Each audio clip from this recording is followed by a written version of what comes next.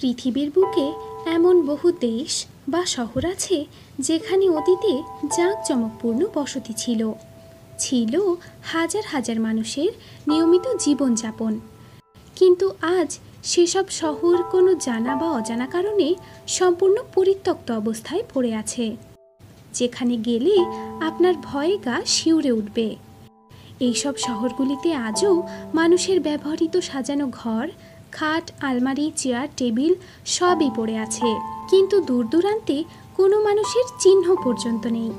যুগ যুগ ধরে অব্যবহৃত থাকার ফলে অনেকেই এই শহরগুলিকে ভুতুড়ে বলেও চিহ্নিত করেছেন। প্রিয় দর্শক, নিউজ অ্যান্ড ফ্যাক্টসের আজকের ভিডিওতে তেমনই কিছু পরিত্যক্ত শহর ও গ্রামের কথা বলবো। হাশিমা আইল্যান্ড পূর্ব এশিয়ার একটি ছোট্ট দেশ জাপানের নাগাসাকি শহর থেকে মাত্র 15 কিলোমিটার দূরে অবস্থিত এই হাশিমা দ্বীপ। জাপানের স্থায়ী বাসিন্দারা এই দ্বীপটিকে গুনকানজিমা বলে অভিহিত করেন।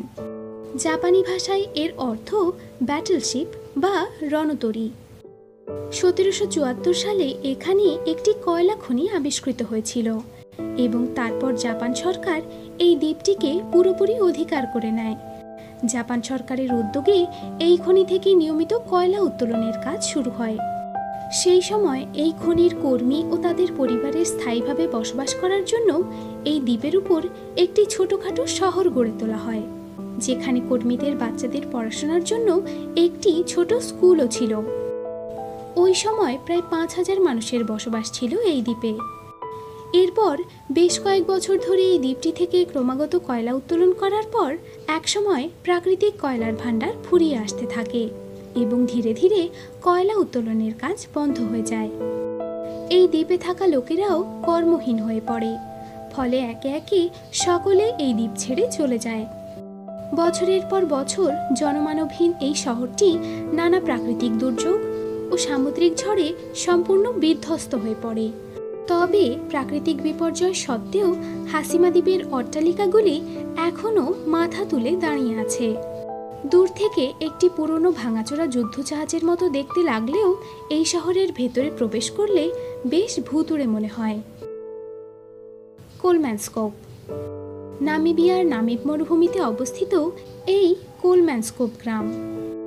একসময় এই অঞ্চলে এক জার্মান ব্যক্তি কাজ করার সময় একটি হীরা খুঁজে পান এবং বুঝতে পারেন যে ওই এলাকাটিতে প্রচুর হীরের খনি রয়েছে। এরপর হীরা উত্তোলনের জন্য একদল জার্মান কর্মীদের নিয়োগ করা হয় এবং তাদের বসবাসের জন্য এখানে একটি ছোট্ট গ্রাম তৈরি করা হয়। তবে প্রথম বিশ্বযুদ্ধের পর থেকে হীরের মূল্য ব্যাপক হারে হ্রাস পায় এবং এই খনি থেকে ধীরে ধীরে হীরের ভাণ্ডার নিঃশেষ হতে থাকে। কর্মীরাও কাজের জন্য অন্য খনিতে চলে যায় এবং এই গ্রামটি সম্পূর্ণ পরিত্যক্ত হয়ে পড়ে। এরপর বহু বছর ধরে মরুভূমির বালিঝড়ের ফলে এই গ্রামের ঘরবাড়িগুলি বালিতে ভরে যায় এবং বসবাসের জন্য একেবারে অনুপযোগী হয়ে পড়ে। প্রিপিয়াট পৃথিবীর পরিত্যক্ত কোনো শহরের কথা বললে ইউক্রেনের প্রিপিয়াট শহরের নাম অবশ্যই উল্লেখ করতে হয়। 1970 সালে সংযুক্ত Soviet Union Chernobyl nuclear power প্ল্যান্টকে সমর্থন করার পরই পৃথিবীর নবম নিউক্লিয়ার শহর হিসেবে ধরা হয় এই প্রিপিয়াট শহরকে। 1986 সালের 26শে এপ্রিল বিকেল পর্যন্ত এই শহরের জনসংখ্যা ছিল 49,000-এরও বেশি। কিন্তু ওই দিন বিকেলে চেরনোবিল দুর্ঘটনার পরেই শহরটি জনমানবশূন্য ও পরিত্যক্ত হয়ে পড়ে। দুর্ঘটনায় প্রচুর মানুষ মারা যায়।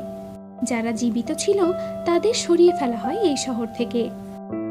উচ্চমাত্রায় রেডিয়েশনের ফলে এই শহরে আর পরবর্তীতে জনবসতি গড়ে ওঠেনি, যদিও এখন ধীরে ধীরে এই শহরে রেডিয়েশনের মাত্রা অনেকটাই কমে গেছে এবং মাঝে মাঝে বেশ কিছু পর্যটক এই পরিত্যক্ত ভুতুড়ে শহরটি দেখতে আসেন, কিন্তু স্থায়ীভাবে এখানে কেউই বসবাস করে না।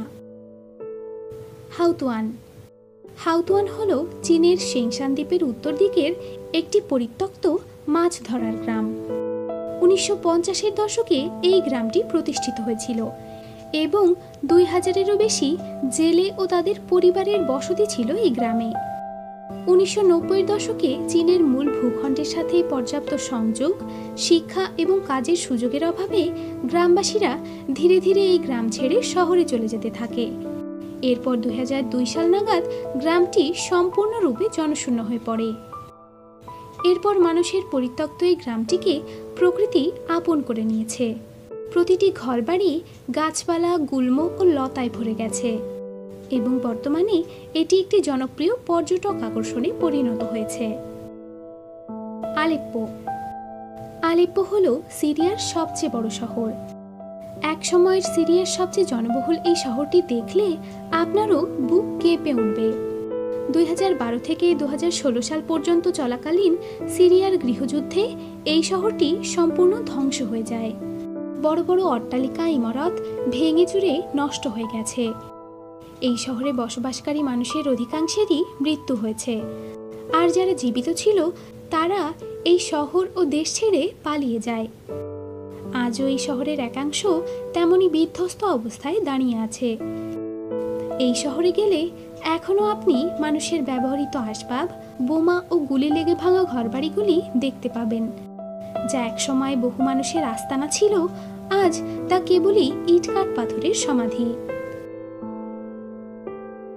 আজকের ভিডিওটি কেমন লাগলো কমেন্ট করে জানাতে ভুলবেন না। আরও নতুন নতুন তথ্য জানতে আমাদের চ্যানেলটি অবশ্যই সাবস্ক্রাইব করুন।